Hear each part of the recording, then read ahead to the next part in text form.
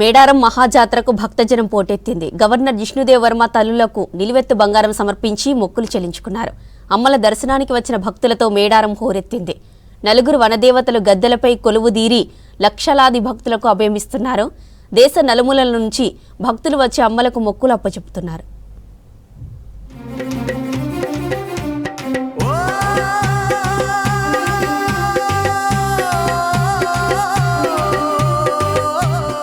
వనమంతా జనసంద్రమైంది. మేడారం మహాజాతరకు భక్తజనం పోటెత్తింది. తల్లుల దర్శనానికి విచ్చేసిన గవర్నర్ జిష్ణుదేవ్ వర్మకు రాష్ట్ర మంత్రి సీతక్క స్వాగతం పలికారు. గద్దెలను దర్శించుకున్న గవర్నర్ అమ్మవార్లకి మొక్కులు చెల్లించుకున్నారు. అంతకుముందు నిలువెత్తు బంగారం సమర్పించుకున్నారు.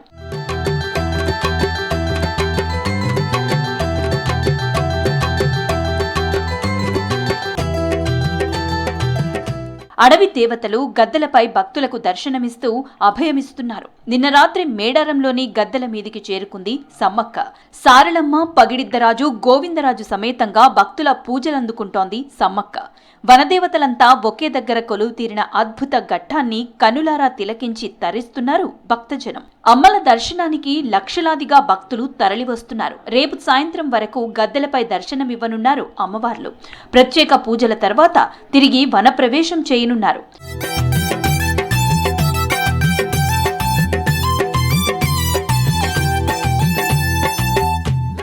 ఆదివాసీలు తమ సంప్రదాయాలు, పద్ధతులు, ఆచారాలను భవిష్యత్తు తరాలకు అందించేందుకు చిత్రకళను ఉపయోగించారు. అడవుల్లో వేట పద్ధతులు, వారి తెగల వివరాలు తెలిపేందుకు బొమ్మలు గీసేవారు. చాలా ఏళ్ల క్రితం రాళ్లపై పెయింటింగ్స్ వేసేవారు. ఆ తర్వాత వస్త్రాలపై అందంగా బొమ్మలు వేస్తున్నారు.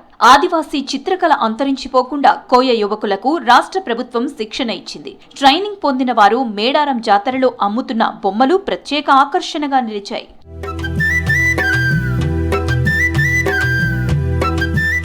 మేడారం జాతరలో అంధ్ అనే ఆదివాసీ తెగ అడవుల్లో దొరికే పలు రకాల ఔషధాలను అమ్ముతున్నారు. మొత్తం ఆదివాసీల్లో తక్కువ మంది ఉన్న ఈ తెగ కేవలం వైద్యం చేసే తెగగా గుర్తింపు పొందింది. క్యాన్సర్ తో పాటు అన్ని రకాల రోగాలకు మందులు ప్రకృతిలో దొరుకుతాయంటున్నారు అంధ్ తెగ ఆదివాసీలు. सांप काटने दो कि तब दवाखाने में नहीं इलाज हो रहा, 3 घंटे में गिर गए सो आदमी उठा के बिठा दो. दीवाना कुक्का दवाखाने में नहीं जाते हम, पूरा कौन सा कुत्ता रहे तो हम जाड़े बूटे से ये करते. दवाखाने में सुई नहीं लेते ना, गोली नहीं लेते उसके लिए. इसको अर्जुन सातड़ा बोलते हैं. तो हार्ट आके जाता आदमी को, तो अगर यूज करे तो डबल हार्ट आने का शाट नहीं रहता इसको, उसका पाउडर बना के. మేడారంలో భక్తులకు ఇబ్బందులు లేకుండా ప్రత్యేక ఏర్పాట్లు చేశామన్నారు డీజీపీ శివధర్ రెడ్డి. దేశంలోనే తొలిసారి చిన్నపిల్లలు మిస్సింగ్ కాకుండా జియో ట్యాగింగ్ విధానం అమలు చేస్తున్నామని తెలిపారు. మేడారం సమ్మక్క సారలమ్మలను దర్శించుకుని మొక్కులు చెల్లించుకున్నారు డీజీపీ శివధర్ రెడ్డి. ట్రాఫిక్ సమస్యలు, భక్తుల రద్దీ మానిటరింగ్ కోసం డ్రోన్లను సమర్థవంతంగా వినియోగించామన్నారు. గతంతో పోలిస్తే ఈసారి మేడారం సౌలతులు మెరుగయ్యాయంటున్నారు డీజీపీ శివధర్ రెడ్డి. లక్షల మంది వస్తారు కాబట్టి మెయిన్గా చిన్నపిల్లలు మిస్సింగ్ అయ్యే ప్రమాదం చాలా ఉంటుంది. చైల్డ్ ట్రాకింగ్ సిస్టమ్ పెట్టినాము. చాలా అడ్వాన్స్డ్ టెక్నాలజీ ఉన్నటువంటి డ్రోన్స్ ఉపయోగించుకోవడం. సుమారు 20 డ్రోన్స్ని క్రౌడ్ ఎక్కువ బాగుందా, ఆ క్రౌడ్ని ఎట్లా ఇంకో దిక్కు మళ్లించవచ్చు, అట్లాగే ట్రాఫిక్ సంబంధించిన సమస్యలు ఏమైనా ఉన్నాయా. చాలా మందిని ఒక 112 మంది డిఎస్పీ ట్రైనర్లు పెట్టినాం ఇక్కడ. ఇంతకుముందు ఎప్పుడు లేదు, ఇంతమంది పెద్ద ఎత్తున ట్రైనీస్ ని. మేడారంలో భక్తులకు ఇబ్బందులు లేకుండా ప్రత్యేక ఏర్పాట్లు చేశారు అధికారులు. భక్తుల సంఖ్య అంతకంతకు పెరుగుతున్నట్లు తెలిపారు. దేశ నలుమూలల నుంచి అమ్మవార్లకు మొక్కులు చెల్లించుకుంటున్నారు భక్తులు. మేడారం మహాజాతర భక్త జనసంద్రంగా మారింది. వనదేవతల నామస్మరణతో మేడారం పులకరించిపోతుంది. మేడారంలో ఎటు చూసిన భక్తుల కోలాహలం సందడి కనిపిస్తుంది. నలుగురు వనదేవతలు గద్దెలపై కొలువుదీరి లక్షలాది భక్తులకు దర్శనమిస్తున్నారు. సంపూర్ణ దర్శనం చేసుకోవడంతో భక్తులు సంతోషం వ్యక్తం చేస్తున్నారు. దీనిపై మరిన్ని డీటెయిల్స్ మా ప్రతినిధి కృష్ణమోహన్ అందిస్తారు. Krishnamohan, over to you. తాకిడి కొనసాగుతూనే ఉంది. అయితే 2 రోజులుగా అమ్మవారి దర్శనానికి వచ్చినటువంటి భక్తులు కావచ్చు, వాళ్ళంతా కూడా అమ్మవార్లకు దర్శనం చేసుకుని మొక్కులు చెల్లించుకున్న వాళ్ళు తిరుగు ప్రయాణం అవుతున్నారు. మరోవైపు రేపు వనప్రవేశ నేపథ్యంలో ఉన్న భక్తులంతా కూడా అమ్మవారి దర్శనానికి భారీగా తరలి వస్తున్నారు. దీంతో ఓవైపు ఫ్లోటింగ్ రిటర్న్ వెళ్తున్నటువంటి భక్తుల వాహనాలు, సేమ్ టైంలో అమ్మవారి దర్శనానికి వస్తున్నటువంటి వాహనాలతో అయితే మొత్తం మేడారం రోడ్లన్నీ కూడా రద్దీగా మారాయి. ప్రధానంగా ఇటు హన్మకొండ నుంచి వచ్చేటువంటి తాడ్వాయి రూట్ కావచ్చు, అదేవిధంగా పస్రా, ఈ రెండు రూట్లలో కూడా భారీగా వాహనాలన్నీ కూడా ఎక్కడికక్కడ ట్రాఫిక్ జామ్ అవుతుంది. కొన్ని చోట్ల అయితే ట్రాఫిక్ గంటల కొద్దీ కూడా వాహనాలన్నీ కూడా నిలిచిపోతున్నాయి. ఒక వెహికల్ వెనుక ఇంకొక వెహికల్ వెళ్లాల్సిన పరిస్థితి కనిపిస్తుంది. ఎందుకంటే ఓవైపు అమ్మవారికి సంబంధించినటువంటి జాతర ముగించుకొని మొక్కులు చెల్లించుకొని వెళ్ళేటువంటి ప్రయాణికుల సంఖ్య కూడా చాలా ఎక్కువగా ఉంది. లక్షల మంది ప్రయాణికులంతా కూడా మేడారం వదిలి తిరిగి తమ ఊర్లకు వెళ్తున్నారు. సేమ్ టైంలో మరొక రోజు మాత్రమే మేడారం జాతర ఉంది కాబట్టి ఇప్పటి వరకు దర్శనం చేసుకునే వాళ్ళు, జాతరకు రాని వాళ్ళంతా కూడా భక్తులు కూడా భారీ సంఖ్యలో అమ్మవారి దర్శనానికి తరలి వస్తున్నారు. దీంతో మొత్తం రోడ్లన్నీ కూడా రద్దీగా మారాయి. కానీ నిన్నటి వరకు చూస్తే కేవలం ఫ్లోటింగ్ వచ్చే వాహనాలతోటే ఉండేది, వన్ వే మాత్రమే రద్దీగా కనిపించింది. కానీ ఇవాళ చూస్తే మాత్రం రెండు వైపులా, అంటే ఇటు ఇన్ కావచ్చు అవుట్ కావచ్చు, రెండు రోడ్లు రెండు వైపులా కూడా వాహన రద్దీ కనిపిస్తుంది. ప్రధానంగా తాడ్వాయి నుంచి అటు పసరాకు వెళ్ళేటువంటి రూట్లో కూడా దాదాపు 4-5 కిలోమీటర్ల వరకు కూడా వాహనాలన్నీ కూడా నిలిచిపోయాయి. స్లోగా మూవ్మెంట్ అవుతుంది, ఎందుకంటే పెద్ద ఎత్తున తిరుగుముఖం పట్టారు. వాళ్ళ ప్రయాణికులకు సంబంధించినటువంటి వాహనాలన్నితో, భక్తుల వాహనాలతో అయితే అవన్నీ కూడా రద్దీగా ఉన్నాయి.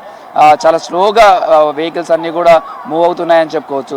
ప్రస్తుతం అయితే ఈ విధంగా వాహనాలకు సంబంధించి కావచ్చు లేదా రద్దీకి సంబంధించినటువంటి సమాచారం చూస్తే, మరోవైపు మేడారంకి సంబంధించినటువంటి పరిసర ప్రాంతాలంతా కూడా భక్తులతోటి కిటకిటలాడుతున్నాయి. అమ్మవారి దర్శనానికి వస్తున్నటువంటి భక్తులు కావచ్చు, లేకపోతే అమ్మవారికి సంబంధించినటువంటి మొక్కులు చెల్లించుకోవడం కావచ్చు, అదంతా కూడా కొనసాగుతుంది. ఇవాళ కూడా చూస్తే గవర్నర్తో పాటు వివిఐపీల తాకిడి కూడా ఎక్కువ ఉంది. మాజీ మంత్రులు కావచ్చు, మాజీ ఎమ్మెల్సీలు కావచ్చు, అదేవిధంగా వివిధ ప్రోటోకాల్ ఉన్నటువంటి వాళ్ళు కావచ్చు, ఎమ్మెల్యేలు కావచ్చు, ఇలా అనేక ప్రోటోకాల్ ఉన్నటువంటి వాళ్ళు కావచ్చు, వివిఐపీలకు సంబంధించిన తాకిడి ఎక్కువగానే కనిపించింది. గవర్నర్ అమ్మవారిని దర్శనం చేసుకున్నారు, మొక్కులు చెల్లించుకున్నారు, అమ్మవారికి ఎత్తు బంగారాన్ని కూడా సమర్పించారు. చీర సారతో పాటు అమ్మవారికి సంబంధించినటువంటి మొక్కులు చెల్లించుకున్నారు. సేమ్ టైంలో వచ్చినటువంటి అతిథులకు కూడా అధికారులు కావచ్చు, అదేవిధంగా మంత్రి సీతక్క దగ్గరుండి వాళ్ళకి ఆహ్వానం పలకడం, వాళ్ళకి సంబంధించినటువంటి దర్శనం కావచ్చు, ప్రోటోకాల్కి సంబంధించినంతా కూడా స్వయంగా మంత్రి సీతక్కనే పర్యవేక్షించారు. సేమ్ టైంలో దేవాదాయ శాఖ మంత్రి కొండా సురేఖ కూడా దగ్గరుండి మేడారం జాతరకు సంబంధించినటువంటి పనులలో కావచ్చు, వచ్చే భక్తుల సౌకర్యాలు సంబంధించినటువంటి కావచ్చు, వీటన్నిటిలో కూడా ఆమె కూడా గద్దెల పరిసర ప్రాంతాల్లో కావచ్చు అక్కడే ఉండి భక్తులకు కావాల్సిన సౌకర్యాలు చూసే ప్రయత్నం చేశారు. సేమ్ టైంలో ఆమె గద్దెపైనే ఉండి అక్కడ ఉన్నటువంటి దర్శనం చేసుకున్న తర్వాత కూడా అమ్మవారికి సంబంధించినటువంటి ప్రీతికరమైనది బొట్టు, ఆ బొట్టునే చాలామంది ధరించాలని కోరుకుంటారు. అయితే సామాన్య భక్తులకు గద్దె పైకి వెళ్ళడానికి అవకాశం ఉండదు. ఇన్ని లక్షల మందిని ఆ క్రౌడ్ని గద్దెల మీద నుంచి ఎంట్రీ చేయడం కష్టం ఉంటుంది కాబట్టి గద్దెల పక్క నుంచే వాళ్ళంతా కూడా వెళ్తారు. వెళ్ళే సమయంలో మొక్కులు చెల్లించుకుంటారు. అలాంటి భక్తులకు ఇబ్బంది కలగకుండా ఆమెనే స్వయంగా అవకాశం ఉన్నంత వరకు చాలామందికి ఆమె అమ్మవారికి సంబంధించినటువంటి బొట్టు పెట్టి వాళ్ళ సెంటిమెంట్ను గౌరవించే విధంగా కూడా దేవాదాయ శాఖ మంత్రి కొండా సురేఖ తన సేవలు అందించే ప్రయత్నం చేశారు. మొత్తంగా మేడార పరిసర ప్రాంతాలంతా కూడా భక్తుల రాకతో ఓవైపేమో 2-3 రోజులుగా విడుదల చేస్తున్నటువంటి వాళ్ళు వెళ్ళిపోతున్నటువంటి గుడారాలకు సంబంధించినట్టు చూడొచ్చు. సేమ్ టైంలో అదే స్థాయిలో అమ్మవారికి దర్శనానికి కూడా భక్తులు తరలి వస్తున్నారు. అయితే ఈసారికి సంబంధించి కూడా రాత్రి ఒక్కసారిగా సమ్మక్క రావడంతో భారీ సంఖ్యలో భక్తులంతా కూడా అమ్మవారిని దర్శనం చేసుకోవడానికి వచ్చారు. రాత్రి మొత్తం కూడా చూస్తే ఆలయం సంబంధించినటువంటి ప్రాంగణ ప్రాంతం కావచ్చు, అదేవిధంగా క్యూ లైన్లు కావచ్చు, జంపనబాగు నుంచి అమ్మవారి గద్దెల వరకు ఎటు చూసినా భక్తజన సందోహం కనబడింది. అమ్మవారి దర్శనానికి తమ ఎత్తు బంగారాన్నిగా పిలుచుకునే బంగారం బెల్లాన్ని ఎందుకు తీసుకెళ్తున్నటువంటి దృశ్యాలే కనిపించాయి. ఎంత బరువు ఉన్నప్పటికీ కూడా ఆ బంగారాన్ని తమ శిరస్సు పైనే పెట్టుకొని అమ్మ చెంతకు వెళ్ళి, అమ్మ నా కోరికలు నెరవేరాయి, నన్ను చల్లగా చూడు అంటూ ఆమెకు ఎత్తు బంగారాన్ని సమర్పిస్తున్నటువంటి దృశ్యాలే మనకు కనిపిస్తున్నాయి. శివసత్తులకు సంబంధించి కావచ్చు, అమ్మవారి పూనకాలు వచ్చినటువంటి వాళ్ళు కావచ్చు, మొత్తం మేడారం జాతర పరిసర ప్రాంతాలంతా కూడా ఒక భక్తి పరవశంగా మారిపోయాయి. అయితే మేడారం జాతరకు సంబంధించి కూడా 2 ఏళ్లకోసారి మేడారం మహాజాతర జరుగుతుంది. వచ్చే భక్తులకు చాలా సౌకర్యాలు కల్పించారు. అయితే ప్రతి ఏడాదికి వచ్చేసరికి అభివృద్ధి చెందుతుంది. అదే స్థాయిలో భక్తుల సంఖ్య పెరుగుతుంది. వచ్చే భక్తులకు ఫెసిలిటీస్ కల్పిస్తున్నారు. ఒకప్పుడు 2 ఏళ్లకు మాత్రమే ఒక్కసారి జాతరకు వచ్చేవాళ్ళు, కానీ గత కొన్ని సంవత్సరాలుగా చూస్తే దాదాపు వీకెండ్స్ వచ్చినా ఏదైనా హాలిడేస్ వచ్చినా భారీ సంఖ్యలో అమ్మవారి దర్శనానికి తరలి వస్తున్నారు. ఇలా నిత్యం వచ్చే భక్తులతో కావచ్చు లేదా మేడారం పరిసర ప్రాంతాలంతా అంటే ములుగు జిల్లా అంతా కూడా ఇటు టూరిజంకి సంబంధించినటువంటి హబ్గా ఉంటుంది. ఇటు టూరిస్టులకు సంబంధించి కూడా పెద్ద ఎత్తున వస్తుంటారు కాబట్టి వాళ్ళకు అందుబాటులో ఉండే వాళ్ళకు సౌకర్యం ఉండే విధంగా కూడా మేడారం జాతర మొత్తం కూడా ఈసారి శాశ్వత పనులతోటి తీర్చిదిద్దారు. ఆ ఎఫెక్ట్ ఈసారి కూడా కనిపిస్తుందని చెప్పొచ్చు. అందుకే భక్తుల సంఖ్య కూడా చాలా ఎక్కువగా కనిపిస్తుంది.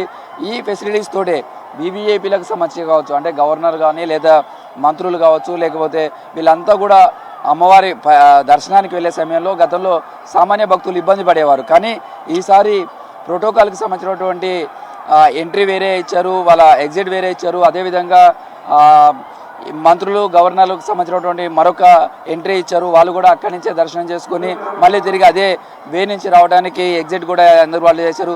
దీంతో 2 వైపులా అంటే మరొక 2 ఎంట్రీలకు సంబంధించి కూడా సామాన్య భక్తులకు అవకాశం కల్పించారు. సేమ్ టైంలో వివిఐపి పాసులను కూడా ఇష్యూ చేశారు.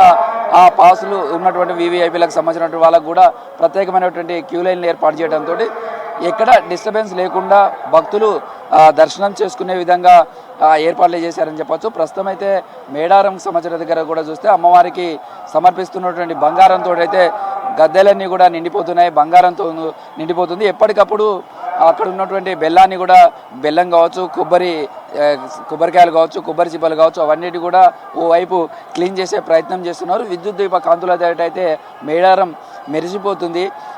ఓవైపు మాఘ పౌర్ణమికి సంబంధించినటువంటి రోజులు కావడం, వెన్నెలకు సంబంధించినటువంటి కూడా ఒక కాంతులతోటి వెదజల్లుతుంది. అయితే మేడారంకి సంబంధించినటువంటి దగ్గర చూస్తే ఈసారి డబల్ రోడ్లు చేయడం, తర్వాత వెహికల్స్ మూవ్మెంట్ కూడా ఎక్కడ ఇబ్బంది లేకుండా చేశారు. కానీ ప్రజెంట్ అయితే మాత్రం ఒకేసారి వస్తున్నటువంటి భక్తులు కావచ్చు, అదేవిధంగా తిరిగి వెళ్తున్నటువంటి భక్తుల వాహనాలు సేమ్ ఉన్నాయి, అంతే స్థాయిలో వస్తున్నాయి. Floating inflow outflow same time ఉండడంతో కొన్ని చోట్ల అంటే తాడ్వాయి వైపు వెళ్ళే రూట్లో మాత్రం చాలా వెహికల్స్ స్లోగా కదులుతున్నాయి. సేమ్ టైంలో అక్కడ ట్రాఫిక్ జామ్ అవుతుంది. కొంతసేపు వాహనాలన్నీ కూడా అక్కడ నిలిచిపోయే పరిస్థితి ఉంది. దీంతో ఇటు పోలీసులకు సంబంధించినటువంటి డిపార్ట్మెంట్స్ కావచ్చు, మిగతా వాళ్ళు అక్కడ ట్రాఫిక్ క్లియర్ చేసే ప్రయత్నాలు కూడా చేస్తున్నారు. రేపు అమ్మవారికి సంబంధించినటువంటి వనప్రవేశం ఉంటుంది. వనప్రవేశం సంబంధించి కూడా రేపు 3 గంటలకు వనప్రవేశానికి సంబంధించినటువంటి ఏదైతే ఆ ప్రక్రియ ఉంటుందో దాన్ని ఆదివాసీ పూజారులు నిర్వహిస్తారు. 3 గంటల సమయంలో గద్దెలపైకి వాళ్ళు చేరుకుంటారు. ఆ గద్దెలకు సంబంధించినటువంటి శుభ్రం చేయడం, దానికి సంబంధించినటువంటి వాళ్ళ ఆంతరికంగా పూజలు ఏదైతే ఆదివాసీ సాంప్రదాయాల ప్రకారం చేయాలో ఆ పూజా కార్యక్రమాలన్నీ కూడా ఇవి నిర్వహించాలి. సాయంత్రం 5 గంటలకు అమ్మవారికి ఇక్కడి నుంచి ఘనమైన వీడ్కోలు పలుకుతూ అమ్మవారు తిరిగి వనప్రవేశం చేస్తారు. ఆ సమయంలో కూడా అమ్మవారికి సంబంధించినటువంటి ప్రోటోకాల్, పోలీస్ ప్రోటోకాల్ కావచ్చు, అధికారులకు సంబంధించిన ప్రోటోకాల్ కూడా అదే విధంగా ఉంటుంది. 4 అంచెల భద్రతతోటే అమ్మవారికి సంబంధించినటువంటి వనప్రవేశం జరుగుతుంది. సమ్మక్కకు సంబంధించి కూడా చూస్తే చిలకలగుట్టకు, అదేవిధంగా సార్లమ్మ కన్నెపల్లికి, ఈ విధంగా అమ్మవారికి సంబంధించినటువంటి సమ్మక్క వనప్రవేశం కావచ్చు, ఇవంతా కూడా 4 అంచెల భద్రతతో చేస్తారు. అయితే రేపు సాయంత్రం 4-4:30 సమయంలో వనప్రవేశానికి సంబంధించినటువంటి ఏదైతే కార్యక్రమం ఉంటుందో అదంతా కూడా మొదలవుతుంది. రేపు సాయంత్రం 3 గంటల వరకు అమ్మవార్లు 3-4 గంటల వరకే అమ్మవార్లు ఉంటారు. కాబట్టి ఈ రోజు రాత్రికి కూడా భక్తుల సంఖ్య భారీగా మేడారంకు తరలి వస్తారనేది అధికారులు అంచనా వేస్తున్నారు.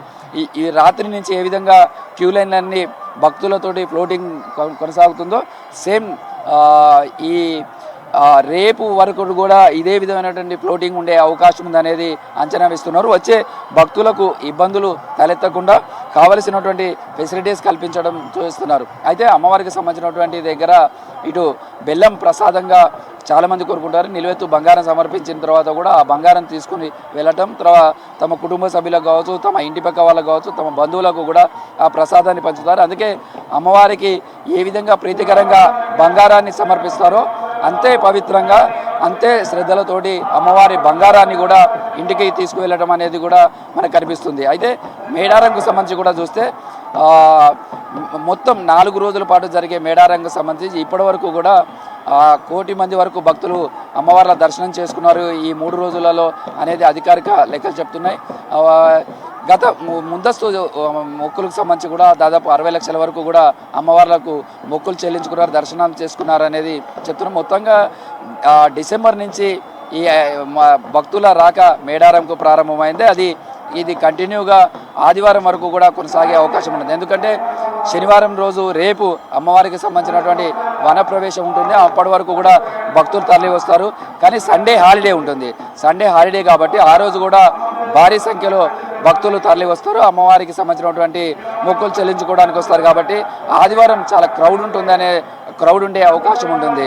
మొత్తంగా అమ్మవారి ఆతిథ్యం అందిస్తున్నటువంటి మేడారం అంతా కూడా భక్తజన సందోహం ఉంది. 2-3 రోజులుగా విడిది చేసినటువంటి భక్తులంతా కూడా తిరిగి తమ గ్రామాలకు తమ ఊర్లకు అయితే పయనమై వెళ్ళిపోతున్నారు. సేమ్ టైంలో అదే స్థాయిలో భక్తులు కూడా అమ్మవారి దర్శనానికి కూడా వస్తున్నారు. దీంతో రోడ్లన్నీ కూడా వాహనాలతోటి నిండిపోయాయి. ఆర్టీసీకి సంబంధించి కూడా చూస్తే ఈసారి 4200 బస్సులను అందుబాటులోకి తీసుకొచ్చింది. మనం నిన్నటి వరకు కూడా చూస్తే 1 వే అంటే వాళ్ళు తాడ్వాయి నుంచి బస్సులను కూడా తీసుకొస్తారు. బస్సులకు సంబంధించి కూడా ఇతర ప్రాంతాల నుంచి మేడారంకి వచ్చే భక్తులతోటే రద్దీగా బస్సులన్నీ కూడా కనిపించాయి. కానీ నిన్న రాత్రి నుంచి కూడా చూస్తే అంటే సమ్మక్క గద్దెలపైకి వచ్చిన తర్వాత మొక్కులు చెల్లించుకున్న వాళ్ళంతా కూడా తిరిగి తమ ఊర్లోకి వెళ్తుండడంతో ఇక్కడి నుంచి రిటర్న్ వెళ్ళే బస్సులకు సంబంధించి కూడా చాలా రద్దీ ఉంది. బస్ స్టాండ్లలో క్యూ కడుతున్నారు ఆ బస్సులు ఎక్కడానికి సంబంధించి కూడా. మొత్తంగా మేడారం తాత్కాలికంగా ఏర్పాటు చేసినటువంటి బస్ స్టేషన్ కూడా భక్తులతోటి రద్దీగా మారుతున్నది అని చెప్పచ్చు. తిరుగు ప్రయాణం అయ్యే ప్రయాణికులను తిరిగి వాళ్ళను గమ్యస్థానం చేర్చడంలో కూడా ఆర్టీసీకి సంబంధించినటువంటి ప్రత్యేక దృష్టి పెట్టింది. దానికి సంబంధించినటువంటి సిబ్బంది అంతా కూడా అందులో నిమగ్నమయ్యారు. మొత్తంగా అమ్మవార్లను గద్దెపైకి తీసుకురావడం కావచ్చు, వనప్రవేశం కావచ్చు, మొత్తం ఈ నిర్వహణకు సంబంధించి కూడా ఎక్కడ ఎలాంటి ఇబ్బందులు లేకుండా అధికార యంత్రం కావచ్చు ప్రభుత్వం ప్రత్యేకమైనటువంటి దృష్టి పెట్టింది.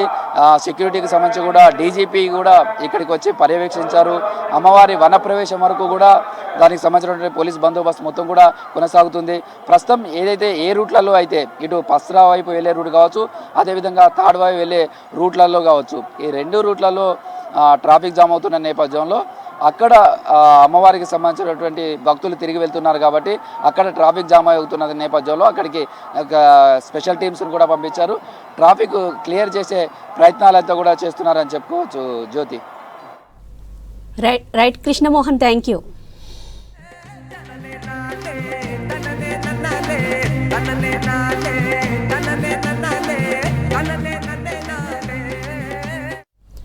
మేడారం జాతరతో పాటు జిల్లాలోని మినీ మేడారం జాతరలకు భక్తులు పోటెత్తారు. మేడారానికి వెళ్లేందుకు వీలు కాని వాళ్లు మినీ మేడారంలో మొక్కులు చెల్లించుకుంటున్నారు. భక్తుల రాకతో జాతర ప్రాంగణం కిక్కిరిసిపోయింది. నిలువెత్తు బంగారం సమర్పణతో దుకాణాలు కిటకిటలాడుతున్నాయి.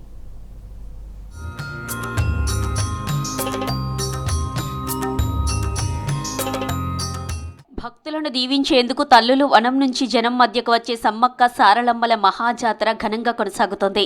మేడారం జాతరతో పాటు జిల్లాలో మినీ మేడారం జాతర వేడుకలు వైభవంగా జరుగుతున్నాయి. మేడారానికి వెళ్లే వీలు లేని వాళ్ళు దగ్గరలోని మినీ మేడారానికి వెళ్లి అమ్మలకు మొక్కులు చెల్లించుకుంటున్నారు. నిలువెత్తు బంగారాన్ని సమర్పించి మొక్కులు అప్పజెప్పుతున్నారు. అటు మేడారం జాతరతో పాటు జిల్లాలో జరుగుతున్న మినీ మేడారానికి భక్తులు అధిక సంఖ్యలో తరలివస్తున్నారు.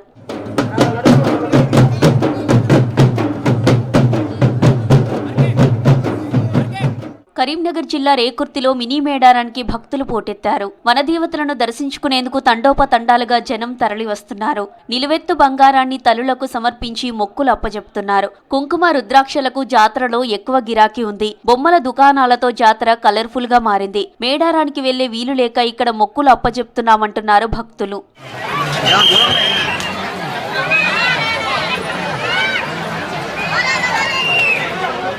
మహబూబాబాద్ జిల్లా గూడూరు మండలం చింతలగట్టులో మినీ మేడారం జాతర ఘనంగా కొనసాగుతోంది. ఆదివాసీ పూజారులు సాంప్రదాయంగా సమ్మక్క సారలమ్మలను వనం నుంచి జనం మధ్యకు తీసుకువచ్చారు. భక్తులు భారీగా తరలివచ్చి తల్లులకు మొక్కులు చెల్లిస్తున్నారు.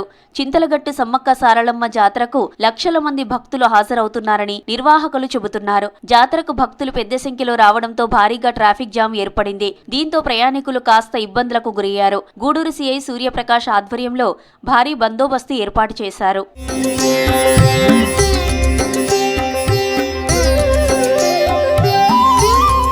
పెద్దపల్లి జిల్లా సుల్తానాబాద్ మండలం నీరుకుల్లలో సమ్మక్క సారలమ్మ జాతర వైభవంగా జరుగుతోంది.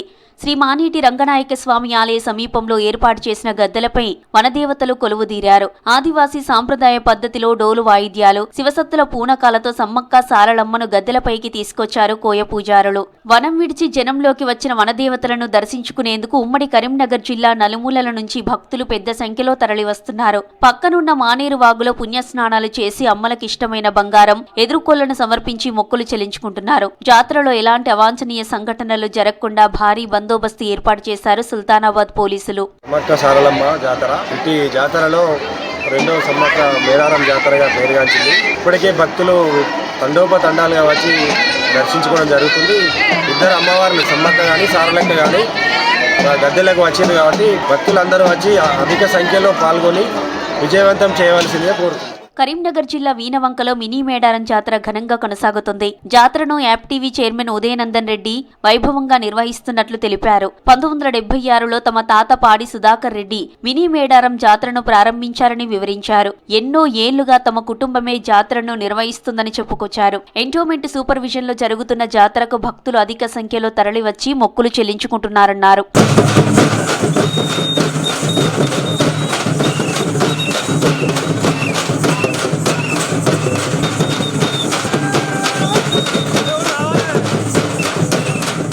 కుదిరితే మేడారం లేదంటే దగ్గరలోని మినీ మేడారానికి చేరుకొని అమ్మలకు మొక్కులు చెల్లించాల్సిందేనంటున్నారు భక్తులు. పిల్లా జెల్లతో వచ్చి అమ్మవార్లను దర్శించుకుంటున్నారు. భక్తులకు ఇబ్బందులు కలగకుండా అంతటా భారీ బందోబస్తు ఏర్పాటు చేసినట్లు తెలిపారు అధికారులు.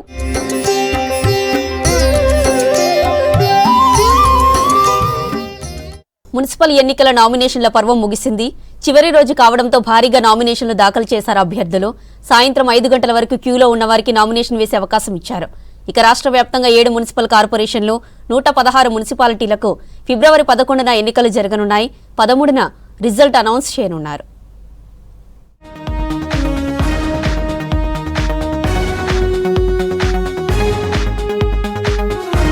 రాష్ట్రంలో మున్సిపల్ ఎన్నికలకు నామినేషన్ల స్వీకరణ ఇవాల్టితో ముగిసింది. ఉమ్మడి ఆదిలాబాద్ జిల్లాలో మున్సిపాలిటీ ఎన్నికలకు భారీ నామినేషన్లు దాఖలయ్యాయి. ఆదిలాబాద్లో 120 మందికి పైగా అభ్యర్థులు నామినేషన్లు వేశారు. ఇవాళ నామినేషన్లకు చివరి రోజు కావడంతో నిర్మల్ జిల్లా బైన్సాలో నామినేషన్లు సబ్మిట్ చేసేందుకు అభ్యర్థులు క్యూ కట్టారు. మంచిర్యాల జిల్లా చెన్నూరు మున్సిపాలిటీలో చివరి రోజు భారీ సంఖ్యలో నామినేషన్లు దాఖలయ్యాయి. వివిధ పార్టీల అభ్యర్థులు తమను బలపరుస్తున్న నాయకులతో ర్యాలీగా వచ్చి నామినేషన్లు దాఖలు చేశారు. నామినేషన్లకు చివరి రోజు కావడంతో అభ్యర్థిత్వం ఖరారు కానప్పటికీ నామినేషన్లు దాఖలు చేశారు అభ్యర్థులు. నామినేషన్ సెంటర్ దగ్గర ఎలాంటి అవాంఛనీయ సంఘటనలు జరగకుండా బందోబస్తు ఏర్పాటు చేశారు పోలీసులు. మహబూబ్ నగర్ జిల్లాలో మున్సిపల్ ఎన్నికల నామినేషన్ల పర్వం జోరుగా కొనసాగింది. భారీ ర్యాలీతో వచ్చి నామినేషన్లు దాఖలు చేశారు అభ్యర్థులు. మహబూబ్ నగర్ కార్పొరేషన్తో పాటు 19 మున్సిపాలిటీల్లో ఎన్నికలు జరగనున్నాయి. కాంగ్రెస్, బీఆర్ఎస్, బీజేపీ అభ్యర్థులు పోటాపోటీగా నామినేషన్లు వేశారు. మున్సిపల్ ఎన్నికల్లో పోటీ చేసే అభ్యర్థులు కొన్ని అంశాల్లో గందరగోళానికి గురవుతున్నారు.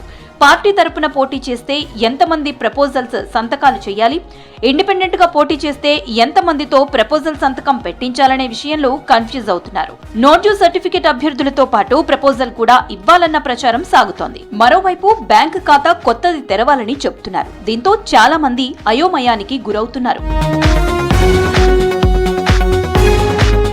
మున్సిపల్ ఎన్నికల్లో పోటీ చేసే అభ్యర్థులకు టికెట్ టెన్షన్ మొదలైంది.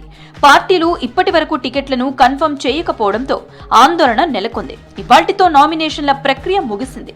ముందే టికెట్లు కన్ఫర్మ్ చేస్తే రెబల్స్ ఇతర పార్టీల్లోకి పోతారని పార్టీలు వెనక్కి తగ్గుతున్నాయి. కాంగ్రెస్ పార్టీ ఫిబ్రవరి 2న బీ ఫామ్లు ఇచ్చే ఆలోచనలో ఉంది.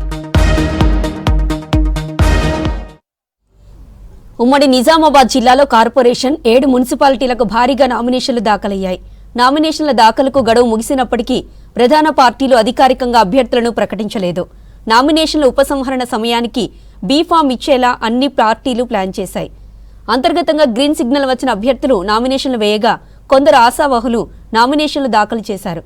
జిల్లాలో నామినేషన్ల ప్రక్రియకు సంబంధించిన మరిన్ని డీటెయిల్స్ మా ప్రతినిధి రజనీకాంత్ అందిస్తారు. Rajinikanth, over to you. పర్వం కొద్దిసేపటి క్రితమే ముగిసింది. ఉదయం ప్రారంభమైనటువంటి నామినేషన్ల ప్రక్రియ ఇప్పుడు 5 గంటల ప్రాంతంలో ముగిసింది. ఉదయం నుంచి కూడా ఆయా నామినేషన్ సెంటర్ల వద్ద భారీగా జనం వచ్చారు. ప్రధానంగా పోటీ పడేటువంటి అభ్యర్థులు, ఆయా పార్టీల తరఫున పోటీ చేసినటువంటి అభ్యర్థులు కావచ్చు, లేకపోతే ఇండిపెండెంట్గా పోటీ చేసినటువంటి వ్యక్తులు పెద్ద సంఖ్యలో ఆయా నామినేషన్ సెంటర్లకు చేరుకున్నారు. ప్రధానంగా నిజామాబాద్ కార్పొరేషన్లో ఉదయం నుంచి కూడా చాలా హడావిడిగా అనిపించింది. నిజామాబాద్ నగర కార్పొరేషన్కు సంబంధించి 60 డివిజన్లు ఉన్నాయి. ఇందులో 60 డివిజన్లకు గాను 20 నామినేషన్ కేంద్రాలని ఏర్పాటు చేశారు. కొద్దిసేపటి క్రితమే నామినేషన్ల ప్రక్రియ ముగిసింది. మనం చూడొచ్చు నిజామాబాద్ నగరంలోని ఒక నామినేషన్ సెంటర్ వద్ద మనం ఉన్నాము. ఎవరైతే 5 గంటల లోపు ప్రమిసెస్లో ఉన్నారో వారిని మాత్రం నామినేషన్లకు అలో చేస్తున్నారు. ఎవరైతే 5 గంటల లోపు రీచ్ అయిన వారు ఉన్నారో వారందరికీ కూడా నామినేషన్లు సమర్పించేందుకు అవకాశం ఇస్తున్నారు.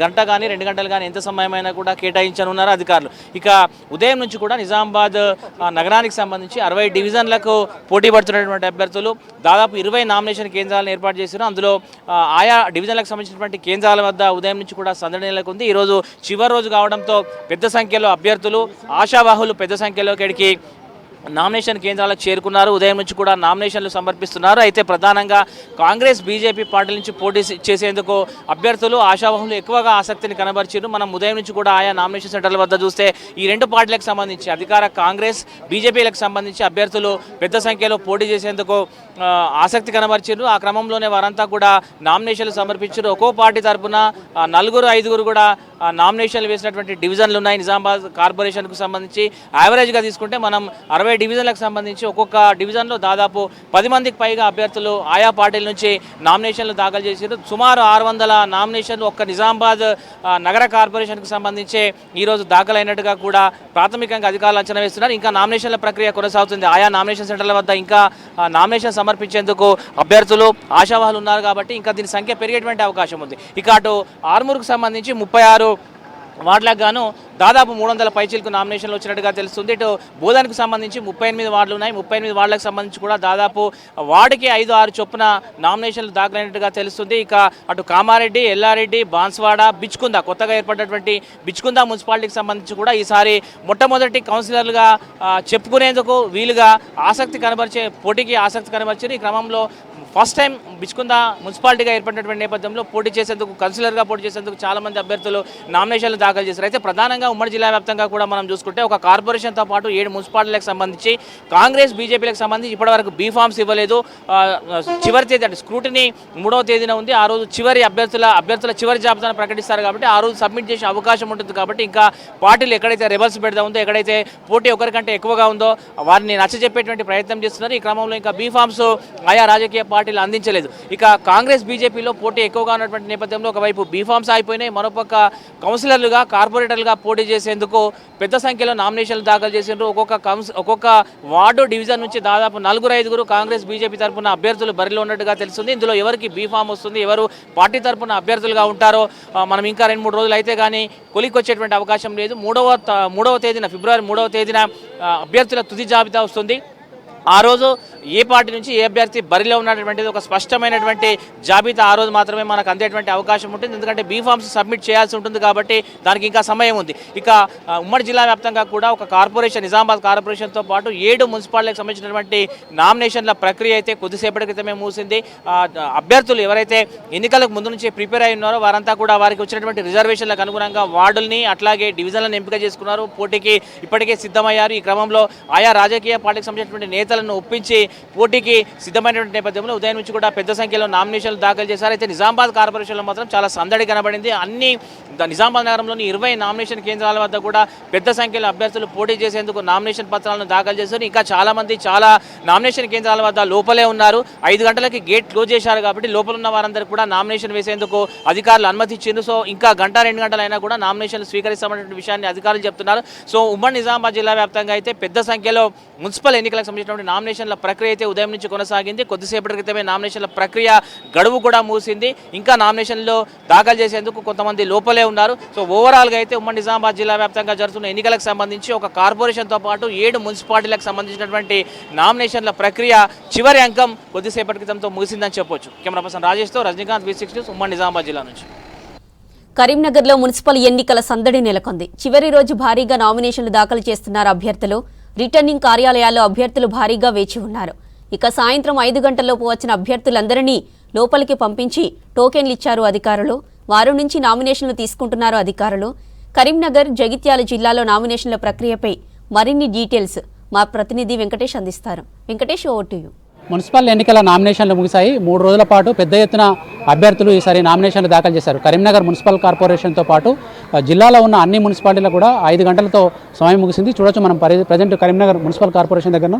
ఇక్కడ మున్సిపల్ కార్పొరేషన్లో నామినేషన్లు తీసుకునే రిటర్నింగ్ అధికారి కార్యాలయానికి సంబంధించిన ప్రధాన ద్వారాన్ని మూసివేశారు. లోపల నుంచి బయటకు వచ్చే వాళ్ళని తప్ప బయట నుంచి ఎవరిని కూడా లోపలికి ఎంటర్ చేయడం లేదు. చాలా ఇంకా పెద్ద ఎత్తున కూడా అభ్యర్థులు లోపల నామినేషన్ వేసేందుకు బారులు తీరి ఉన్నారు. వీళ్ళందరూ కూడా 5 గంటల లోపలికి వచ్చారు కాబట్టి వాళ్ళందరి నామినేషన్లు తీసుకోవడానికి అధికారులు అనుమతిస్తూ ఉన్నారు. ఇప్పుడు ఈ మనం చూస్తున్న మున్సిపల్ కార్పొరేషన్లోని ఈ బిల్డింగ్లో 2 ఫ్లోర్లు, దాని తర్వాత ఎదురుగా ఉన్న బిల్డింగ్లో మరో 2 ఫ్లోర్లలో మొత్తం 66 డివిజన్లకు సంబంధించి నామినేషన్ల స్వీకరణ జరుగుతుంది. నిన్నటి వరకు కరీంనగర్ మున్సిపల్ కార్పొరేషన్కి 66 డివిజన్లు ఉంటే నిన్న రెండో రోజు ముగిసేసరికి 415 సెట్ల నామినేషన్లు పడ్డాయి. కానీ ఈరోజు కూడా దాదాపు మళ్ళీ మరొక 400 పైచీలకు నామినేషన్లు దాఖలైనట్టుగా కూడా తెలుస్తుంది. లాస్ట్ ఇయర్ 60 డివిజన్లు ఉన్నప్పుడు ఇక్కడ 460 డివిజన్లకు 800 సెట్ల నామినేషన్ వస్తే ఈసారి 6 డివిజన్లు పెరిగినాయి. 6 డివిజన్లు పెరిగిన తర్వాత కూడా నామినేషన్ల సంఖ్య పెద్ద ఎత్తున కూడా పెరిగినట్టుగా కనిపిస్తుంది. ఇప్పుడు మన కరీంనగర్ మున్సిపల్ కార్పొరేషన్ కనుక తీస్తే 4 పార్టీలు ఇక్కడ పోటీ పడుతూ ఉన్నాయి. ఒకటి భారతీయ జనతా పార్టీ, తర్వాత భారత రాష్ట్ర సమితి, తర్వాత కాంగ్రెస్ పార్టీతో పాటు ఇక్కడ ఎంఐఎం కూడా చాలా కీలకంగా అనేక డివిజన్లలో పోటీకి సిద్ధమైంది. కానీ ఇప్పటివరకు పార్టీలలో ఎంఐఎం మినహా మిగతా పార్టీలు ఏవి కూడా బీఫామ్లు ఇవ్వలేదు. బీఫామ్లు లేకుండానే అభ్యర్థులంతా కూడా నామినేషన్ వేశారు. ఒక్కొక్క డివిజన్ నుంచి ఒక్కొక్క పార్టీ తరఫున 4-5 కూడా నామినేషన్ వేశారు. కానీ ఆ 4-5 ఒకరికి మాత్రమే పార్టీ తరఫున టికెట్ వస్తుంది. ఒక్కొక్క పార్టీ నుంచి ఒక టికెట్ మాత్రమే వస్తుంది. కాబట్టి మిగతా వాళ్ళందరూ మనకు ఈ నెల 3 వరకు కూడా మనకు ఫిబ్రవరి 3 వరకు కూడా నామినేషన్లు విత్డ్రా చేసుకునే అవకాశం ఉంది. విత్డ్రా చేసుకున్నట్టయితే వాళ్ళు ఆటోమేటిక్గా ఇండిపెండెంట్ అభ్యర్థులుగా కూడా ట్రీట్ చేస్తారు. కాబట్టి మనకు ఇప్పటికే బుజ్జగింపుల పర్వం ప్రారంభమైంది. మనకు ప్రతి పార్టీలో కూడా రెబల్ అభ్యర్థులుగా పోటీ చేసిన వాళ్ళలో ఒకరికి మాత్రమే టికెట్ ఇస్తే మిగతా వాళ్ళందరినీ డ్రాప్ చేయించేందుకు నాయకత్వ వాళ్ళు ప్రధాన నాయకులంతా కూడా వాళ్ళతో చర్చలు జరుపుతూ ఉన్నారు. కానీ తమకే బలం ఉంది, తామే గెలుస్తామనే కోణంలో చాలామంది జిద్దుకు వచ్చి చాలామంది అయితే నామినేషన్లు వేశారు. అటు బీజేపీతో పాటు కాంగ్రెస్లో కూడా పెద్ద ఎత్తున పోటీ కనిపిస్తుంది. బీఆర్ఎస్ కూడా దాదాపు అన్ని డివిజన్లలో పోటీ చేస్తూ ఉంది. ఎంఐఎం పార్టీ దాదాపు ఈసారి ఇక్కడ కరీంనగర్ జిల్లాలో కీలకంగా 15-16 డివిజన్లలో పోటీకి బీఫామ్లు ఇచ్చినట్టుగా కూడా మనకు తెలుస్తూ ఉంది. కరీంనగర్ మున్సిపల్ కార్పొరేషన్ వదిలేస్తే మనకి ఇంకా జిల్లాలో అటు చొప్పదండి, తర్వాత జమ్మికుంట, హుజరాబాద్ మున్సిపాలిటీలు ఉన్నాయి. అక్కడ కూడా ఈరోజు అక్కడ ఉన్న వార్డుల సంఖ్య కంటే కూడా దాదాపు 5-10 రెట్లు అంటే ప్రధాన పార్టీలకు సంబంధించిన 3 పోగా ఇంకా ఇండిపెండెంట్లు కూడా పెద్ద ఎత్తున నామినేషన్ వేశారు. ఒక్కొక్క వార్డుకు సంబంధించి ఉన్న వార్డు కంటే కూడా దాదాపు 10 మంది దాకా అభ్యర్థులు పోటీలో ఉన్నట్టుగా కూడా తెలుస్తుంది. ఇవి రేపు సాయంత్రం స్క్రూటినీ తర్వాత ఎంతమంది బరిలో ఉంటారు, ఎంతమంది వాళ్ళ నామినేషన్ రిజెక్ట్ అవుతాయని తెలుస్తుంది. నామినేషన్ రిజెక్ట్ అయిన తర్వాత కూడా ఉపసంహరణకు 3 రోజుల పాటు మనకు గడువు ఉంటుంది. ఆ 3 రోజుల లోపల కూడా ఈ పార్టీల తరఫున ఎవరైతే పోటీ చేస్తామనుకుంటారో వాళ్ళు బీఫామ్ సమర్పించాల్సి ఉంటుంది. అప్పుడు 3వ తారీఖు రోజు సాయంత్రం వరకు బీఫామ్లు సమర్పించిన వాళ్ళను పరిగణలోకి తీసుకొని తెల్లవారి మనకు లేదా అదే రోజు వాళ్ళకు పార్టీ సింబల్స్ కేటాయిస్తారు. ఇండిపెండెంట్లకు అయితే ఇండిపెండెంట్ గుర్తులు కేటాయిస్తారు. ఇది ఓవరాల్గా మనకు జిల్లాలో నామినేషన్లకు సంబంధించిన పరిస్థితి. అటు జగిత్యాల జిల్లాలో కూడా తీసుకుంటే పెద్ద ఎత్తున పోటీ కనిపిస్తూ ఉంది. జగిత్యాల జిల్లాలోని జగిత్యాల, కొరుట్ల, మెట్పల్లి, తర్వాత రాయకల్, ధర్మపురి అక్కడ 5 మున్సిపాలిటీలు ఉన్నాయి. ఈ 5 మున్సిపాలిటీలకు సంబంధించి కూడా నామినేషన్లు చాలా విపరీతంగా వచ్చినాయి. అక్కడ జగిత్యాల టౌన్లో 50 వార్డులు ఉంటే ఒక్కొక్క వార్డు కూడా దాదాపు నిన్నటి వరకే 200 దాకా నామినేషన్లు వచ్చినాయి. ఇలా మరో 200 పైచీలకు నామినేషన్లు పడ్డట్టుగా తెలుస్తుంది. అటు రాయకల్ కావచ్చు, రాయకల్ చాలా చిన్న మున్సిపాలిటీ, అక్కడ కేవలం 12 వార్డులు మాత్రమే ఉన్నాయి. అక్కడ ఎందుకంటే అది మొన్నటి వరకు కూడా లాస్ట్ మున్సిపాలిటీ కంటే ముందు అది గ్రామ పంచాయతీగా ఉండే, గ్రామ పంచాయతీగా ఉన్న ఆ రాయకల్ని ఇప్పుడు సరే పట్టణంగా మార్చి మున్సిపాలిటీగా చేశారు. అదేవిధంగా కొరుట్ల, మెట్పల్లి కూడా పాత మున్సిపాలిటీలు, అక్కడ కూడా పెద్ద ఎత్తున నామినేషన్లు దాఖలవుతున్నాయి. ఇక మనకు ఓవరాల్గా చూస్తే ఉమ్మడి కరీంనగర్ జిల్లాలో మొత్తం 15 మున్సిపాలిటీలు ఉన్నాయి. అందులో 2 కార్పొరేషన్లు, రామగుండం, కరీంనగర్ కార్పొరేషన్లు. ఇంత పెద్ద ఎత్తున పట్టణాలు ఉన్న జిల్లా మరొకటి లేదని చెప్పొచ్చు. కాబట్టి పట్టణీకరణ నేపథ్యంలో ఈసారి ఓటర్లు చాలా కీలకంగా వ్యవహరించబోతూ ఉన్నారు. మొత్తం ఇక్కడున్న ఓటర్లు ఏ ప్రాతిపదికన ఓట్లు వేస్తారనేది కూడా చాలా కీలకంగా మారింది. ఎందుకంటే పార్టీ సింబల్స్ తోటి జరుగుతున్న ఎన్నికలైతే పార్టీని చూస్తారా, లేకుంటే ఆ డివిజన్లో ఉన్న అభ్యర్థులను లేదా వార్డులో ఉన్న అభ్యర్థుల గుణగణాలను పరిగణలోకి తీసుకొని ఓటేస్తారనేది చాలా కీలకంగా మారింది. ఇప్పటికైతే నామినేషన్లు దాఖలు చేసే కీలక ఘట్టం ముగిసింది. రేపు స్క్రూటినీ తర్వాత ఉపసంహరణ తర్వాత మనకు మళ్ళీ నిజమైన ఘట్టం ప్రారంభమవుతుంది. ఎందుకంటే ఎన్నికల ప్రచారాలు కూడా చాలా పెద్ద ఎత్తున ఊపందుకునే అవకాశం ఉంది. ఈసారి రాజకీయ పార్టీలు కూడా ఈ ఎన్నికలను చాలా ప్రతిష్టాత్మకంగా తీసుకున్నాయి. కరీంనగర్ జిల్లాలో కనుక తీసుకుంటే బీజేపీ తరఫున కేంద్ర మంత్రి బండి సంజయ్ తన పార్లమెంటు పరిధిలోని మున్సిపాలిటీల్లో అత్యధికంగా గెలుచుకుంటానని చెప్పి ఇప్పటికే ఆయన శపథం చేశారు. తర్వాత కాంగ్రెస్ పార్టీ నుంచి కనుక చూస్తే మనకు మంత్రులు ఇక్కడ 3 మంత్రులు ఉన్నారు ఉమ్మడి జిల్లాలో. పొన్నం ప్రభాకర్, అడ్లూరు లక్ష్మణ్ కుమార్, తర్వాత శ్రీధర్ బాబు. వాళ్ళు కూడా కరీంనగర్ మున్సిపల్ కార్పొరేషన్ లాంటి ప్రధాన మున్సిపాలిటీలపై ఫోకస్ చేశారు. తర్వాత బీఆర్ఎస్ పార్టీ కూడా మొన్న గ్రామ పంచాయతీ ఎన్నికల్లో చాలా దెబ్బతిన్నది కాబట్టి ఈసారి మున్సిపాలిటీలలో సీట్లు గెలుచుకొని సత్తా చాటాలని చెప్పి వాళ్ళు కూడా ఊరుతా ఉన్నారు. ఓవరాల్గానైతే రాజకీయ సందడి రేపంచెల్లి పెద్ద ఎత్తున స్టార్ట్ కాబోతుంది. వాడవాడలలో ఎన్నికల ప్రచారాలు హోరెత్తబోతున్నాయని చెప్పి మనం చెప్పుకోవచ్చు. ఇది ఓవరాల్గా ఎన్నికల నామినేషన్ ప్రక్రియ ముగియడంతో అభ్యర్థులంతా ప్రచార రంగంలోకి దూకేందుకు సిద్ధమవుతున్నారు. కెమెరామెన్ కవికుమార్తో వెంకటేష్, V6 న్యూస్, కరీంనగర్ నుంచి. రాజన్న సిరిసిల్ల జిల్లాలో మున్సిపల్ ఎన్నికల నామినేషన్ల స్వీకరణ ముగిసింది. పెద్ద ఎత్తున నామినేషన్లు వేసేందుకు వచ్చారు అభ్యర్థులు. సాయంత్రం 5 గంటల వరకు లైన్లో ఉన్న వారికి నామినేషన్ వేసేందుకు అనుమతిస్తున్నారు అధికారులు. ఇక సిరిసిల్లలో మాజీ మంత్రి కేటీఆర్, వేములవాడలో విపాది శ్రీనివాస్ నామినేషన్లను స్వయంగా పరిశీలించారు. ఇక ఇదే విషయానికి సంబంధించిన మరింత సమాచారం మా ప్రతినిధి బాబు యాదవ్ అందిస్తారు. Babu Yadav, over to you.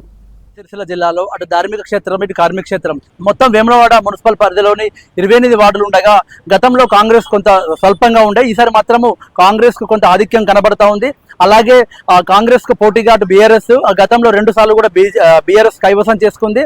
ఎలాగైనా కూడా అదే 3వ సారి పట్టణం నిలిపోవాలని చెప్పేసి బీఆర్ఎస్ ఒకవైపు ప్రయత్నం చేస్తూ ఉంది. ఎలాగైనా అధికార పార్టీ పట్టణంలో అభివృద్ధి పనులు కొనసాగుతున్నాయి, అటు టెంపుల్ డెవలప్మెంట్ కొనసాగుతుంది.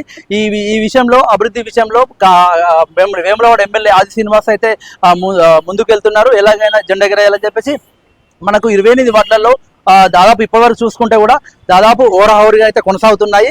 కొంత మనకు చూసుకుంటే బీఆర్ఎస్, బీజేపీ 2 సమపాలంగా వెళ్తున్నాయి. అటు కాంగ్రెస్ కొంత ఆధిక్యంలో కనబడుతుంది. ఎందుకంటే అధికార పార్టీ కాబట్టి అభ్యర్థులు కూడా దాదాపు అంటే కాంగ్రెస్ పార్టీ టికెట్ కోసమే ప్రయత్నం చేస్తూ ఉన్నారు. సరే, ఎలాగైనా కూడా మున్సిపల్ కూడా కైవసం చేసుకోవాలని చెప్పేసి కేటీఆర్ అక్కడ చాలా తీవ్రంగానే ప్రయత్నం చేస్తున్నారు.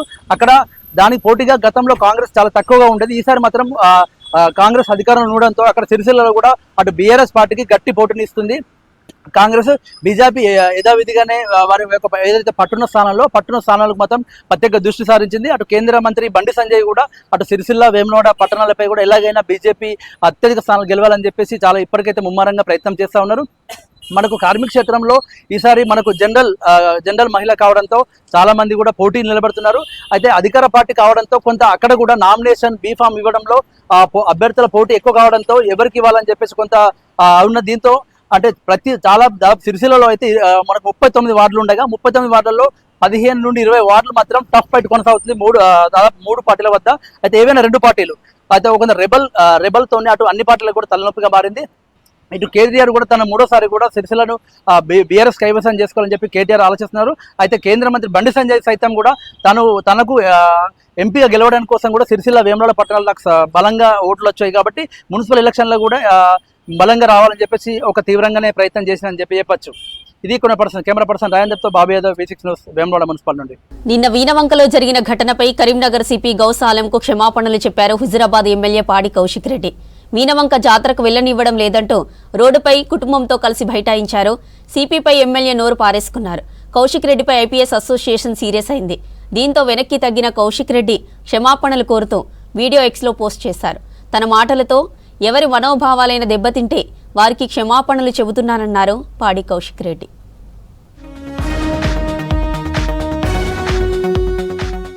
కరీంనగర్ జిల్లా వీణవంకలో మినీ మేడారంలో బీఆర్ఎస్ ఎమ్మెల్యే కౌశిక్ రెడ్డి కావాలనే రాద్ధాంతం చేశారని మండిపడ్డారు జాతర నిర్వాహకులు ఎఫ్టీవీ చైర్మన్ ఉదయనందన్ రెడ్డి.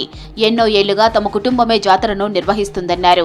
1976లో తమ తాత పాడి సుధాకర్ రెడ్డి మినీ మేడారం జాతరను ప్రారంభించారని వివరించారు. ఎండోమెంట్ సూపర్విజన్లో మాత్రమే జాతర జరుగుతుందన్నారు ఉదయనందన్. కోర్టు ఆర్డర్ ప్రకారమే పోలీసులు ఫాలో అయ్యారని వివరించారు ఉదయనందన్ రెడ్డి.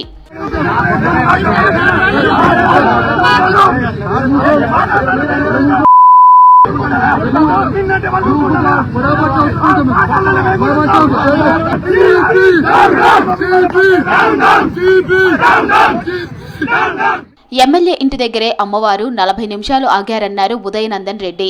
దర్శనం చేసుకోవాలంటే అప్పుడే రావచ్చు కదా అని ప్రశ్నించారు. అమ్మవారు రాకముందే ఎమ్మెల్యే ఫ్యామిలీ సమ్మక్క గద్దె ఎక్కారని విమర్శించారు.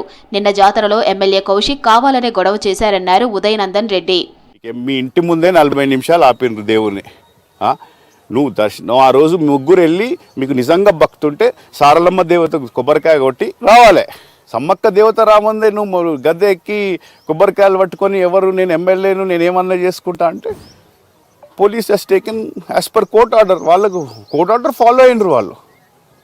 వాళ్ళు చేయకుంటే వాళ్ళ మీద ప్రాబ్లం అవుతుంది. ప్రోటోకాల్ ప్రకారము దర్శనం ఇస్తాము రాండి అని చెప్పినరు. బట్ ఎక్కడైతే సమ్మక్క దేవత ఇంటి ముందు ఉంటే అక్కడ ఉండకుండా వచ్చి సమ్మక్క గద్దెలెక్కటం ఎందుకు? వీణవంక సమ్మక్క సారలమ్మ జాతరకు వెళ్లకుండా పోలీసులు అడ్డుకున్నారంటూ నిన్న హుజారాబాద్లో ఎమ్మెల్యే పాడి కౌశిక్ రెడ్డి హల్చల్ చేశారు. రోడ్డుపై ఫ్యామిలీతో కలిసి బైఠాయించారు. ధర్నాకు దిగిన ఎమ్మెల్యే కౌశిక్ రెడ్డిని సముదాయించేందుకు పోలీసులు యత్నించారు. డ్యూటీలో ఉన్న పోలీసులపై తిరగబడ్డారు ఎమ్మెల్యే కౌశిక్ రెడ్డి. నోటికొచ్చినట్లు బూతులు తిట్టారు. కరీంనగర్ సిపి పైన నోరు పారేసుకున్నారు. అడ్డుకున్న పోలీసులను దురుసుగా నెట్టేశారు. సీఐపై ఆగ్రహం వ్యక్తం చేసిన కౌశిక్ రెడ్డి అధికారంలోకి వచ్చిన తరువాత ఒక్కొక్కరి సంగతి చూస్తానంటూ వార్నింగ్ ఇచ్చారు. చెప్పబోతే నా పేరు కౌశిక్ రెడ్డి గారు బిడ్డ 3 ఏళ్ల తర్వాత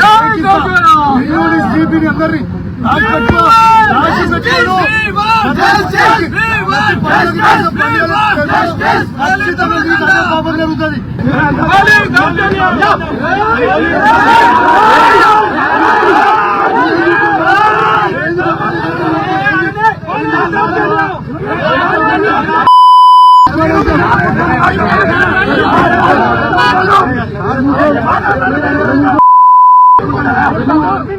కరీంనగర్ సిపి గౌస్ ఆలం ఐపీఎస్ కు ఎమ్మెల్యే కౌశిక్ రెడ్డి బహిరంగంగా క్షమాపణ చెప్పాలని డిమాండ్ చేసింది ఐపీఎస్ అసోసియేషన్ సంఘం. నిన్న వీణవంక మేడారం జాతరలో సిపిపై మతం పేరుతో ఆరోపణలు చేయడంపై సీరియస్ అయింది.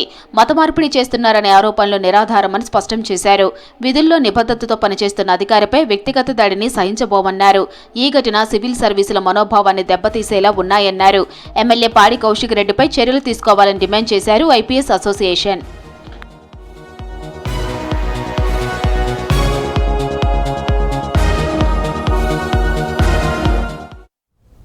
ఉమ్మడి ఆదిలాబాద్ జిల్లాలో అందమైన వలస పక్షులు సందడి చేస్తున్నాయి. సుందరమైన అటవీ ప్రాంతంలో విదేశీ పక్షులు భారీగా చేరుకున్నాయి. పక్షుల కిలకిల రావాలతో ఆ ప్రాంతమంతా మరింత రమణీయంగా మారింది. అందమైన పక్షులను చూసి ప్రకృతి ప్రేమికులు మురిసిపోతున్నారు. ఉమ్మడి ఆదిలాబాద్ జిల్లాకు వలస వచ్చిన అందమైన పక్షుల గురించి మరిన్ని డీటెయిల్స్ మా ప్రతినిధి అంజయ్య అందిస్తారు. Anjaiah, over to you. Adilabad జిల్లా భూతల స్వర్గసీమ. ఈ భూతల స్వర్గసీమకి శీతాకాలం వచ్చిందంటే చాలు దేశ విదేశాల నుంచి అతిథి పక్షులు వస్తున్నాయి. అదేవిధంగా ఇక్కడ ఆవాసాలని ఏర్పాటు చేసుకుంటున్నాయి. దాదాపు 3 నెలల పాటు అతిథి పక్షులు మిగతా ఏవైతే రాష్ట్రాల నుంచి కానీ అదేవిధంగా దేశ విదేశాల నుంచి కూడా అతిథి పక్షులు ఉమ్మడి ఆదిలాబాద్ జిల్లాకి వలస వస్తున్నాయి. 1000 కిలోమీటర్ల దూరం ప్రయాణించి అతిథి పక్షులు ఉమ్మడి ఆదిలాబాద్ జిల్లాకు చేరుకుంటున్నాయి. ముఖ్యంగా ఉమ్మడి ఆదిలాబాద్ జిల్లా ప్రాంతంలో ఎక్కడ చూసినప్పుడు కూడా అడవులు ఉంటాయి, అదేవిధంగా చెరువులు ఉంటాయి. ఈ విధంగా ఉమ్మడి ఆదిలాబాద్ జిల్లాలోని కొమ్రాభీం జిల్లాలోని కాగజ్నగర్ కానీ అదేవిధంగా ఆసిఫాబాద్, అదేవిధంగా ఆదిలాబాద్ జిల్లాలోని ఆదిలాబాద్, అదేవిధంగా ఊట్నూరు, ఏవైతే ఇతర ప్రాంతాలు ఉన్నాయో నిర్మల్ జిల్లాలోని పెంబి ప్రాంతంలో కూడా ఎక్కడ చూసినప్పుడు కూడా దట్టమైన అడవులు ఉంటాయి, అదేవిధంగా చెరువులు ఉంటాయి, అదేవిధంగా సరస్సులు ఉంటాయి. సుందరమైన సరస్సులు ఒకవైపు, మరొక వైపు అందమైన చెరువులు ఉంటాయి. ఈ చెరువులు ప్రాజెక్టులకి భారీగా వలస పక్షులు వస్తున్నాయి. వలస పక్షులు ఈ చెరువుల్లో సందడి చేస్తున్నాయి. మనం ప్రస్తుతం ఆదిలాబాద్ జిల్లాలోని కజ్జర్ల చెరువు వద్ద ఉన్నాం. ముఖ్యంగా కజ్జర్ల చెరువు, సుందరమైన చెరువును చూస్తుంటే ఇక్కడి అందాలు ఎంతగానో ఆకట్టుకుంటున్నాయి. ఒకవైపు ప్రకృతి అందాలు, మరొక వైపు దేశ విదేశాలు ఏదైతే నుంచి వస్తున్న వలస పక్షుల సందడి ఇక్కడ ప్రతినిత్యం కూడా కనిపిస్తుంది. ఈ వలస పక్షుల అందాలని చూసి ఈ ప్రకృతి ప్రేమికులందరూ కూడా ఆనందం వ్యక్తం చేస్తున్నారు. మనం చూస్తున్న ఏవైతే వలస పక్షులు ఉన్నాయో ఒక గుంపులుగా ఎక్కడ చూసినప్పుడు కూడా చెరువులో గుంపులుగా ఈదుతున్నాయి. ఆ ఈదుతున్న దృశ్యాలన్నీ కూడా మనని ఎంతగానో ఆకట్టుకుంటున్నాయి. ఇక్కడ ఏవైతే చూస్తున్న పక్షులు ఉన్నాయో దాదాపు ఏదైతే అంటార్కిటికా, అదేవిధంగా ఆఫ్రికా, యూరప్, అదేవిధంగా మధ్య ఆసియా ప్రాంతాల నుంచి కూడా వలస పక్షులు వేల సంఖ్యలో, లక్షల సంఖ్యలో తరలి వస్తున్నాయి. అదేవిధంగా కజ్జర్ల చెరువులో సందడి చేస్తున్నాయి, అదేవిధంగా మావల చెరువులో సందడి చేస్తున్నాయి. దాంతో పాటు ఏదైతే సాత్నాల ప్రాజెక్టు ఉందో అక్కడ కూడా సందడి చేస్తున్న ఈ వలస పక్షుల అందాల్ని చూసి కూడా ఈ ఏదైతే ఉమ్మడి ఆదిలాబాద్ జిల్లా అంతా కూడా ఒక పక్షి సామ్రాజ్యంగా మారింది. పక్షుల కిలకిల రాగాలతో ఏదైతే సంగీతాన్ని మరిపించే విధంగా ఈ ప్రాంతమంతా ఒక మధురమైన, ఒక సుందరమైన దృశ్యాలు కనిపిస్తున్నాయని ప్రకృతి ప్రేమికులు చెప్తున్నారు. అదేవిధంగా కాగజ్నగర్ కరీంనగర్ డివిజన్లోని ఏదైతే సరసాల కానీ అదేవిధంగా ఏదైతే పెంచుకల్పేట మండలంలోని ఏలూరు కానీ అదేవిధంగా చింతలమానేపల్లి కానీ సిరుపుట్టిలో ఏదైతే చెరువులు కానీ ఆ ప్రాంతంలో కూడా సుందరమైన రంగురంగుల పక్షులు రకరకాల పక్షులు ఏదైతే చెరువుల్లో సందడి చేస్తున్నాయి. ఈ ప్రాంతానికి ఎలాంటి పక్షులు వస్తున్నాయనే అంశంపై మనతో మాట్లాడడానికి అటవీ అధికారులు ఉన్నారు, వారిని అడిగి తెలుసుకుందాం. సార్, ఈ ప్రాంతానికి ఎలాంటి పక్షులు వస్తున్నాయి?